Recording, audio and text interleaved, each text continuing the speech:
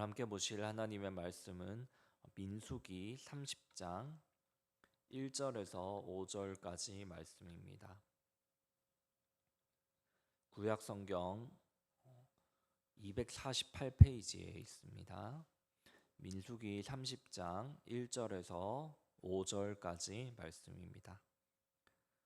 구약 248페이지 민수기 30장 1절에서 5절 말씀 우리 한 목소리로 합독하겠습니다. 모세가 이스라엘 자손 지파의 수령들에게 말하여 이르되 여호와의 명령이 이러하니라. 사람이 여호와께 서원하였거나 결심하고 서약하였으면 깨뜨리지 말고 그가 입으로 말한 대로 다 이행할 것이니라. 또 여자가 만일 어려서 그 아버지 집에 있을 때에 여호와께 서원한 일이나 스스로 결심하려고 한 일이 있다고 하자 그의 아버지가 그의 서원이나 그가 결심한 서약을 듣고도 그에게 아무 말이 없으면 그의 모든 서원을 행할 것이요 그가 결심한 서약을 지킬 것이니라. 그러나 그의 아버지가 그것을 듣는 날에 허락하지 아니하면 그의 서원과 결심한 서약을 이루지 못할 것이니 그의 아버지가 허락하지 아니하였은즉 여호와께서 사하시리라. 아멘. 오늘은 여인의 서원이라는 제목으로 하나님의 말씀을 전하겠습니다. 오늘 원래 민수기 30장 전체, 그러니까 1절부터 16절까지를 보아야 하는데 시간 관계상 5절까지만 보았습니다. 민수기 30장에서는 하나님께 드린 서원에 대한 특이 케이스와 또 예외 사항들을 말해주고 있습니다. 특이 케이스가 있다는 것은 기본 원칙이 있겠죠. 기본 원칙은 하나님께 드린 서원과 서약에 대해서는 지키는 것이 맞다는 것을 1절에서 2절까지 이야기를 하고 있습니다. 하지만 오늘 서원이 무효화되는 특별한 경우를 예를 들어서 나열을 하고 있습니다. 특별히 여성의 경우에 오늘 30장 본문을 보면 나열하고 있습니다. 왜 여성의 경우를 나열하고 있는지 설명드리겠습니다. 고대 근동 사회에서는 남성이 경제 활동을 하고 경제의 주체가 됩니다. 그렇기 때문에 가부장적인 사회이고 남성의 지위가 강하기 때문에 경제권이 없는 여인이 무분별한 서원을 할 경우는 가정 가운데 분란과 문제가 될 수 있기 때문입니다. 그 당시 서원들은 어떤 종류가 있었냐면 주로 나시린으로서 이렇게 삶을 드리는 서약을 하거나 아니면 서원 제물, 자원 제물을 드리기를 이제 서약을 합니다. 사사기에서 입다가 자신의 딸을 제물로 드린 케이스가 있는데 이것은 정말 특별한 케이스이고 드리면 안 되는 것을 드리는 것입니다. 하지만 보통 사람을 하나님 앞에 드릴 때는 나시린의 섬김의 서약을 하게 됩니다. 그것도 평생을 섬기는 경우도 있지만 일정 기간 섬기는 경우를 또 서약할 수가 있어서 그 서약이 또 끝나는 경우에는 또 끝나는 제사를 드리기도 했습니다. 그리고 레위기를 보면 하나님 앞에 밭을 드리기로 서약하는 경우도 있었던 것 같습니다. 근데 어떤 경우가 있는 것입니까? 미성년자인 여자아이나 경제활동을 하지 않는 부인이 오늘날 같은 경우도 이게 해당이 될 수가 있겠죠. 갑자기 아파트를 남편과 아이와 함께 사는 아파트를 갑자기 팔아서 하나님 앞에 드리겠다고 서약을 해버리면 어떻게 되는 겁니까? 가장인 남편이 경제활동을 하고 모든 돈을 번다고 가정하는 경우에 이 가정의 머리가 터지는 것이죠. 부담이 되고 집안에는 다툼이 일어날 수 있습니다. 그래서 오늘 30장은 그런 일을 막기 위해서 하나님께서 연약한 우리를 배려해서 제정하신 말씀입니다. 근데 이 경우 이 여인의 서원이 취소되려면 아버지나 남편, 가정의 머리 되는 아버지나 남편이 즉각적인 반대를 표해야만 여호와께서 아내나 남편에게 죄가 없이 용서하신다고 나와 있습니다. 그러니까 한나의 경우는 무엇입니까? 남편이 동의했기 때문에 아들인 사무엘을 나실인으로 일정 기간 또 평생이죠. 사무엘의 경우는 바칠 수 있었던 것입니다. 근데 뭔가 즉각적인 반대를 하지 않고 시간이 지나서 반대를 하게 되면 이것은 죄를 짊어지는 것이라고 말씀을 하십니다. 이건 어떤 경우입니까? 적당한 부담감으로 감당을 할 수 있을 것 같은 경우인데도 불구하고 뭔가 이익을 계산을 하는 경우입니다. 이것은 여호와와의 약속을 이행해야 하는 것이 더 무겁기 때문에 이것이 죄가 된다고 말을 하고 있습니다. 그러니까 부부끼리 담합을 하는 경우도 있을 수 있겠죠. 몇 날 며칠 상의를 하다가 알 수 있을 것 같은데 우리 가정에 손해가 되니까 하지 말자라고 이렇게 해버리는 경우도 애매한 말도 해당이 되지 않습니다. 이 예외 조항의 말씀들이 없으면 어떻게 됩니까? 만약에 남편과 아내가 이제 이스라엘 자손에게 주신 말씀이기 때문에 둘 다 신앙인인 경우겠죠. 신앙인인 두 가정 안에서도 부부 싸움을 하고 이제 이건 한 신학자의 분석입니다. 아내가 남편에게 복수를 하기 위해 아이를 나실인으로 바치기로 서약을 할 수도 생각을 해보면 가능성이 아예 없진 않은 거죠. 특별히 무엇입니까? 고대 사회에서는 아내가 또 여럿인 경우도 있었습니다. 그러면 이제 내가 낳은 아이가 아닌 건 다른 아이를 또 바치기로 서약을 하는 경우도 종종 볼 수가 이 말씀이 없다면 그런 경우도 일어날 수가 있는 것입니다. 그러니까 결국 하나님은 이 말씀을 통해서 무엇을 우리에게 말씀하시기를 원합니까? 가장인 남자와 또 여인을 보호하기 위해서 이 율법을 제정하신 것입니다. 이 율법이 없다면 가정 경제의 파탄과 가정의 분란과 맹세를 지키지 못해서 내가 하나님 앞에 벌을 받을까 벌벌 떠는 이런 경우를 하나님께서는 예방하고자 하신 것입니다. 그러니까 남편은 무작정 아내의 신앙을 억누를 수도 없었고 아내는 남편의 동의 없이 무조건 하나님께 모든 것을 바치겠다고 현실의 문제를 외면한 채 헌신할 수도 없는 것입니다. 그러니까 가정의 고의적인 피해나 파탄을 막을 수 있도록 하나님께서 장치를 하셨습니다. 왜 그렇습니까? 오늘 말씀의 핵심인데 하나님께서는 가정 또한 사랑하십니다. 그러니까 여러분 우리가 가정을 내팽겨치고 신앙에만 올인하는 것도 올바른 신앙은 아닌 것이죠. 하나님은 여러분의 가정이 건강히 서기를 원하시고 율법 가운데도 그것을 배려해 놓으셨습니다. 가정마다 머리가 다르겠죠. 결혼을 하신 분들 안 하신 분들 있을 텐데 하나님께서는 그 가장으로 세우신 그 머리의 권위를 존중해 주십니다.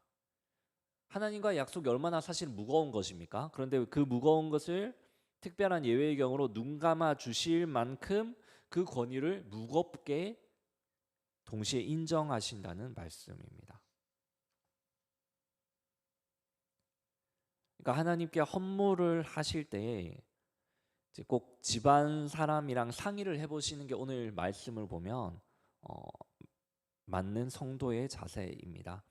실제로 제가 아는 어떤 목사님은 이제 교회 건축을 하다 보면 교회가 부흥해서 건축을 하다 보면 많은 헌신들이 필요하지 않습니까? 근데 꼭 이렇게 성도분들이 이 헌물을 가지고 오시면 물어보신대요. 이게 배우자랑 상의된 일이냐 하고 상의가 안 됐다고 하면 다시 돌려보낸다고 합니다. 이 말씀을 아시기 때문에 하나님의 원칙들을 목회 가운데도 녹여내시는 거겠죠.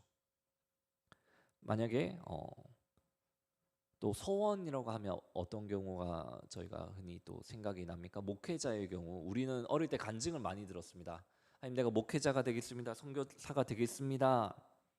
해놓고 다른 길로 갔더니 하나님이 꼭 이끄셨다라는 간증을 우리가 너무 많이 들었기 때문에 첫째로는 목회자가 되기로 소원을 잘 하시지도 않지만 우리 학생들을 만나다 보면 그런 고민들이 있습니다. 목사님들 제가 그런 기도했는데 가정에서 또 말립니다. 어떡합니까? 나 벌 받을 것 같아요. 상담하는 학생들이 있습니다. 말씀을 보면 꼭 그러니까 제가 만약에 생각을 해보겠습니다. 저희 조카를 예로 들겠습니다. 주원이라고 6살, 7살 되게 귀여운 남자의 조카가 있습니다. 근데 걔가 보니까 이제 삼촌이 목사님으로 막 설교 준비하고 맨날 양복 입고 다니니까 멋있어 보여서 목회자가 되겠다고 이렇게 엄마 아빠한테 말했는데 엄마 아빠가 말렸다고 해봅시다. 저희 형님과 형수님이 말렸습니다. 성취해 보니까 맨날 잠도 못 자고 힘든 것 같더라. 그러니까 하지 마라라고 했으면 주원이가 제 조카가 목회자가 되고 싶은데 가정의 반대 때문에 못 됐잖아요. 성경 말씀에 보면 어떻습니까? 천벌을 받을까봐 두려운데 사실은 무엇입니까? 하나님은 우리의 연약함을 아시는 거죠. 오늘 말씀해 보면 6절에 경솔하게 그 입술로 이렇게 서원한 경우에는 이제 가정의 머리가 그것을 반대하면 하나님께서 그 예외 조항으로 두십니다. 하나님은 어떤 하나님이십니까? 오늘 말씀을 보면 우리의 연약함도 아시는 하나님. 그리고 관증 가운데는 하나님 자꾸 치시는 얘기를 하는데 정작 레위기를 보면 이 서원을 지키지 못한 경우에는 세계를 그냥 금전으로 내고 제사를 드리고 이렇게 끝나는 경우가 많습니다. 하나님 막 죽이시고 이런 경우는 잘 없습니다. 그렇기 때문에 여러분 인격적인 하나님을 여러분 또 기억하셨으면 좋겠습니다. 말씀의 포인트는 무엇입니까? 고대 사회에서 가정의 머리를 하나님께서 그 권한과 책임을 존중해 주셨습니다. 그래서 우리 가정에 내가 사실 가장의 권위를 하나님이 무겁게 여기시는 것만큼 나도 무겁게 여기고 있는지를 한번 돌아보셨으면 좋겠고요. 하나님께서는 서원의 이행도 원하시지만 사실은 가정의 평화도 동일하게 원하십니다.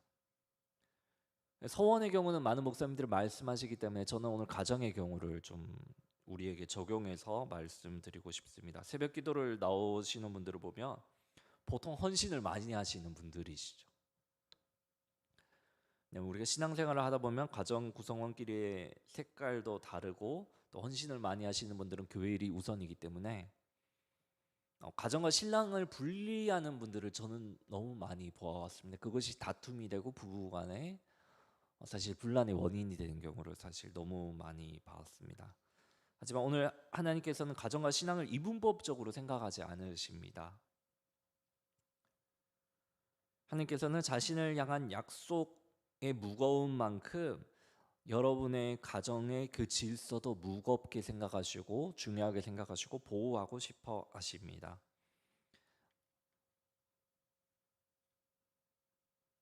한 권사님이 하셨던 말씀이 제가 생각이 납니다. 교회를 하시다가 쭉 그 집에 달려가셔서 남편이 이제 밥을 차려주고 다시 오셔서 다시 또 교회 봉사를 하시고 하시더라고요. 왜 또 집에 가셔야 되냐고 제가 물어보니까 권사님이 말씀하시는데 자기 남편은 밥을 안 차려주면 밥을 안 먹는데요. 근데 그 불평 없이 그냥 가서 봉사를 하고 또 교회에 오셔서 또 봉사를 하시더라고요. 왜 그렇게 그렇게 열심히 하시냐 물어보니까 권사님이 하시는 말씀이 이겁니다. 나는 내 남편 밥을 차려주는 게 하나님이 우리 가정에게 맡기신 그 사명을 감당하는 것이라고 난 생각한다. 천국에 가서 하나님 앞에 너희 남편 잘 섬겼느냐라고 물어봤을 때 할 말이 있어야 되지 않겠느냐. 그렇게 해서 자신은 그렇게 봉사를 한다고 그렇게 이제 하시는 간증을 들었습니다. 제가 이 말을 듣고 많이 반성을 하고 이제 집에 오면 저희 아내가 이렇게 밥을 차려달라고 하면 제가 귀찮아서 그냥 알아서 대충 먹어 이렇게 할 때가 있었는데 많이 반성하고 열심히 차려주고 있습니다. 네. 왜 그렇습니까? 우리 가정이 건강히 신앙 가운데 분란 없이 서는 것도 하나님이 원하시는 것이기 때문입니다. 우리는 그래서 가정 가운데 우리가 돌아보아야 합니다. 우리에게 적용해 보아야 하는 것은 아버지의 남편을 가정의 머리로 세우고 있는지, 아내를 우리 신앙의 동역자로 세우고 있는지, 또 우리의 자녀들은 왼수가 아닌 거죠. 왼수가 아니라 하나님이 주신 귀한 축복으로 우리가 그들을 돌아보고 있는지를 우리가 한번 다시 지금 이 시간 돌아보면 좋겠습니다. 저도 목사라 사역이 우선일 때가 많은데 요 근래 그냥 가정을 많이 돌아보게 하시더라고요. 말씀을 정리하겠습니다. 날마다 가정의 질서를 지키며 건강한 신앙과 함께 건강한 가정으로 서가시는 저와 우리 모든 성도들 되시기를 축복합니다. 기도하겠습니다. 우리의 나약함을 아시는 주님, 우리 가벼운 입술도 아시는 주님, 우리가 하나님 앞에 많은 것을 드리고 싶어도 우리의 사정을 이해하시고 또 우리의 가정과 우리의 또 경제적인 여건마저 보살피시는 그 주님의 은혜를 오늘 우리가 말씀을 통해 느낍니다. 소원의 무거움만을 말씀하신 것이 아니라 또 가정의 머리, 가정의 질서를 세우시는 그 주님을 보며 아버지, 우리도 그동안 보지 못했던 우리 가정 내의 질서를 다시 세우기 원합니다. 나에게 주신 귀한 남편을, 또 귀한 신앙의 동역자인 아내를, 또 축복으로 주신 우리의 자녀들을 돌아보면서 그들을 섬기며 주님을 섬김과 또 가정을 섬김에 균형 있게 자라가는 우리 귀한 하나님의 자녀들 되도록 인도하여 주시옵소서. 감사합니다. 예수님의 이름으로 기도드립니다. 아멘. 주기도문으로 예배를 마치겠습니다. 하늘에 계신 우리 아버지, 아버지의 이름을 거룩하게 하시며 아버지의 나라가 오게 하시며 아버지의 뜻이 하늘에서와 같이 땅에서도 이루어지게 하소서.